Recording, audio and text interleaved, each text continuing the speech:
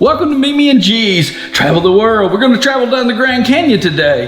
That was an amazing trip. What did you think about it? I was extremely nervous at first, and I'm very, very glad that I went. There's a lot of work. I mean, there's no question about it. The age groups for it, while we saw everyone on the trip from 75, 80 down, it is a lot of work though. If you're going to take someone older, or if you're going to take someone, I don't think below, I think a teenager would be about my cutoff. I wouldn't want to take a child much younger than that. There is danger involved in what we're doing, and you want them to be able to pay attention, but it is the trip of a lifetime, especially for teenagers and their family, a bonding type Right, thing. and that we went with a group of people because we like to travel in groups. And there was on one boat was our group, and the other boat did have a family that had some teenagers, then the parents, and then the grandparents. So that was really neat to watch them. I would suggest it traveling with a group. It was so helpful because there was so much work to do, and you could pitch in together and get the work done. Yeah, especially as you go down the river, you're going to have a bad day. And I had a bad day one day. We had some other people had a bad day, and everybody pitched in and made sure that it got taken care of, whatever it was. What were some of the jobs that we had to do? Well, we had to unload the boat, so we had to get all the kitchen equipment off the boat every time. You also had to unload your equipment off the boat, so you get everybody's equipment off the boat. Then we would get the tents and the chairs off. Once you got that off, now you got to pick out your camping spot. So you got to go find that and then actually build your campsite. Now, by the time the campsite was normally built, dinner would be ready, and you've got to find the toilets. This is really important. They're going to put a latrine in on both ends of the camp, or however it goes. You need to find that, because the next time you may need to find it is at 11 at night and you're in the dark, and well, anyway, it's not a good story. Okay, back to the kitchen area. We were talking about the different jobs you do. Yes, once you got your tent area set up, everybody, if you wanted a tent, some people didn't choose to sleep in a tent, and that's fine, that's your choice. It was monsoon season. We slept in a tent. Yes, we did. The kitchen area, so our guides would work on the kitchen area and get it all going and get the food going.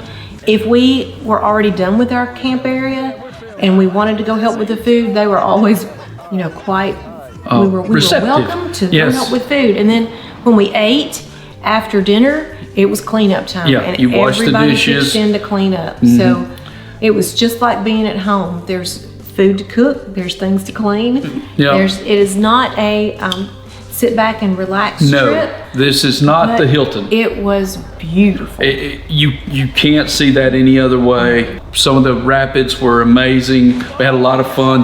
It's amazing how cold the Colorado River is at 48 degrees. And we went in July. Right, it was 120 degrees during the day, and that's the river water was still 48 degrees. So you're either burning up or freezing to death. There were times when we would ask our guide, we would be so cold and we'd be floating down the river, and we'd go, let's go over there in the sun, because you could see a little bit of sun. And then we'd get over there and we'd go, yeah. So that was really cool. I mean, the history, everything that we learned, it was a once in a lifetime. Yes. I mean, it really was a once in a lifetime trip. Highly recommend the trip. For the teenagers, especially if they're outgoing, it's fine. If they're big phone hogs, they're gonna hate it. There's no phone reception. We were actually getting information out using our satellite phone. So, and one morning I lost the satellite phone, and well, anyway, that didn't turn out too good. But Max, help me! I'm scared of her. No. How about that? Believe me. That's not good, brother. You mean you didn't put the satellite thing up? hang it around your neck, and the next time I hang it around your neck, I will tighten it. It was found. It was found, and I was told that it was going to be wrapped around my neck. But anyway, that's nothing to it. And I think that was on day one. It was day one. 7. Of 7, yeah. I got better. So you've asked me several times if I would do that trip again. Would you do that trip again? That trip was tough. Yes, I would do it again with the grandkids. Would we just do it again? Just you and me? Oh, I don't know. I would never go now with a group. If everybody wanted to go in the group, then I would go. But not just the pair of us. I know better now what to pack. Yeah, definitely. And we'll talk about that next week. So thanks for watching Mimi and G. See you next time.